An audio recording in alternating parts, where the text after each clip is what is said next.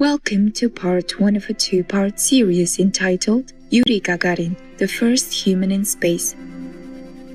On April 12, 2021, an unforgettable aerial tribute took place in Russia to celebrate the 60th anniversary of the incredible day that cosmonaut Yuri Gagarin became the first human to leave the Earth's atmosphere.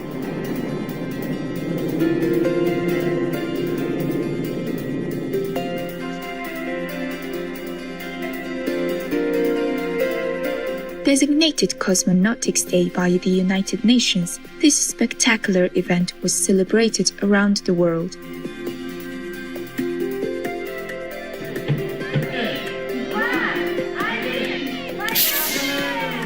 In Russia, a display of modern drone technology in tandem with computer-heightened artistry wowed the crowds, honoring the moment when Yuri Gagarin entered what was then an almost completely unknown domain, launching into space in the Soviet-built spacecraft Vostok 1 and then returning safely to Earth. That now famous day, April 12, 1961, had started like any other spring morning for any Hayat Takhtarova, who was out in the potato fields of the Leninsky Put collective farm in northern Kazakhstan with her granddaughter Rita Kudasheva, aged 5. Rita became excited when she saw two objects descend to Earth about 2 kilometers away, but her grandmother reminded her to stay focused on her work. A short while later, they both saw a strange orange creature with a large bulbous white head approach them from across the field. They both became frightened and began to run away until the orange figure shouted, «Я такой же советский, как и вы». Hayat cautiously approached the Russian-speaking figure and then helped to remove the white helmet emblazoned with the red initials CCCP. How did he get here? The orange man answered, «Я с корабля». Hayat and Rita were confused. As they were nowhere near the ocean, the disheveled figure pointing to the sky said, «Нет, с космического корабля». Yuri gratefully took a drink from Hayat's lunch thermos while struggling to keep his legs free of the parachute that trailed behind him. He then politely asked to use the telephone together with a smile that seemed to light up the whole field. A kilometer or so away, a group of farmers stood around the large steel ball that had made a sizable hole in their potato patch. While thoughtfully leaning on their hoes and pitchforks, they, in turn, offered up theories about its appearance. Suddenly, an excited voice leaped into the air from the transistor radio of a nearby tractor. Работают все радиостанции Советского Союза. Это говорит Москва. Товарищи, мы в космосе. Этим утром товарищ Юрий Гагарин стал первым человеком, вышедшим в космос, облетев вокруг Земли по орбите за 108 минут, прежде чем благополучно вернуться на Землю примерно в 10:55. The steadily growing crowd of listeners stood speechless with amazement as they glanced from the scorched remains of Vostok 1 to the three conversing people in the near distance. Indeed, Yuri Gagarin was no stranger to potato fields. Just days after his momentous orbit of the globe, he made his first press conference and told the Russian public, as well as the world at large, a little about himself. All were eager to know this newly discovered handsome, smiling hero. Yuri Gagarin was born on March 9, 1934, in the Russian village of Klushino in the Smolensk region. On April 16, 1961, during a press conference, he mentioned, В моем генеалогическом древе не было ни князей, ни знати. До революции мои родители были крестьянами-бедняками. Старшее поколение моей семьи, дедушка и бабушка, тоже были бедными крестьянами, и в нашей семье не было ни князей, ни графов. Yuri was raised in the small farming community of Klushino. His father did carpentry and odd jobs, while his mother tended the fields. His education was sporadic and was made even more difficult by the occupation that occurred between 1943 and 1945. The schoolhouse was destroyed and the Gagarin family were forced out of their house. The 6 of them took up residence in a 3 by 3 meter or 10 by 10 foot garden bunker, and their lives were constantly in danger.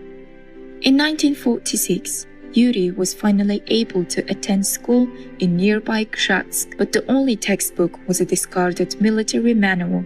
Later, a Russian pilot took the local children under his wing, encouraging Yuri to study mathematics and science as well as inspiring within him an urge to fly. Although initially training to become a metal worker at the Saratov Industrial Technicum, Yuri always remembered his wish to fly. Моей самой старой мечтой было стать пилотом. К моменту окончания техникума в 1955 году я одновременно окончил Саратовский аэроклуб. Затем меня приняли в Оренбургское авиационное училище, которое я окончил в 1957 году и получил звание летчика-истребителя ВВС. Я служил в одном из родов советских вооруженных сил. In 1959, the Soviet Union began selecting its first group of cosmonauts. Yuri was one of the 154 applicants, of whom only 20 would be selected for training. The process was rigorous because the domain of space and its impact upon the human body and mind were virtually unknown. Testing focused on physical endurance and mental agility, as cosmonauts had to be able to withstand intense G-force pressures, as well as become accustomed to a weightless environment.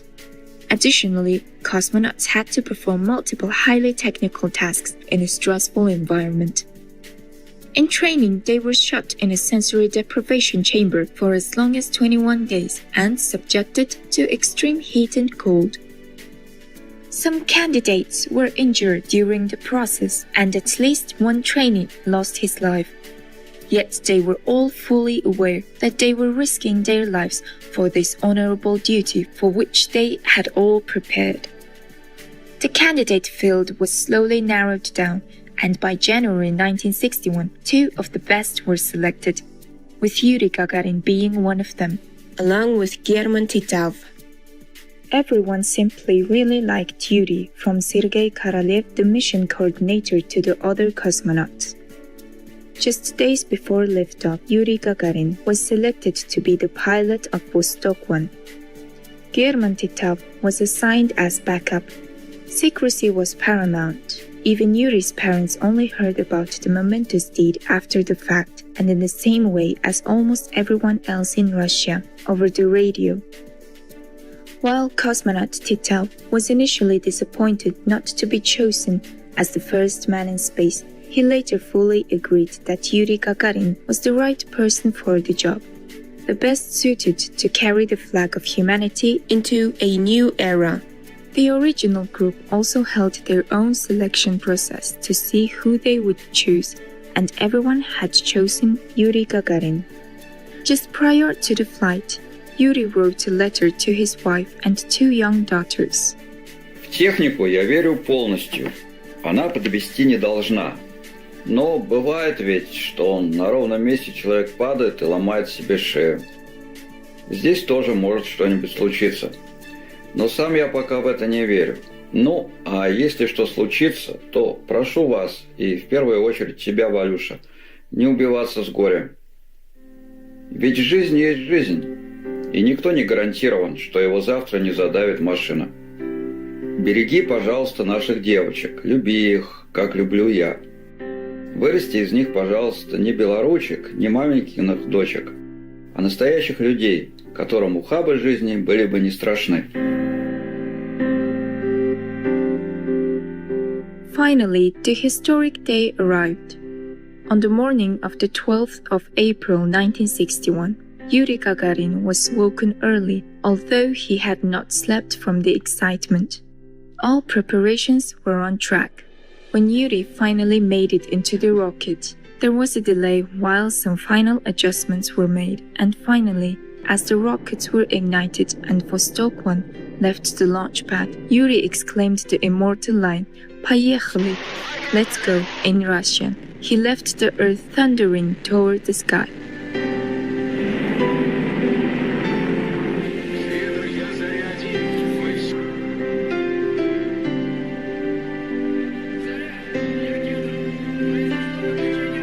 It's been a pleasure to have you, our noble viewers, with us today.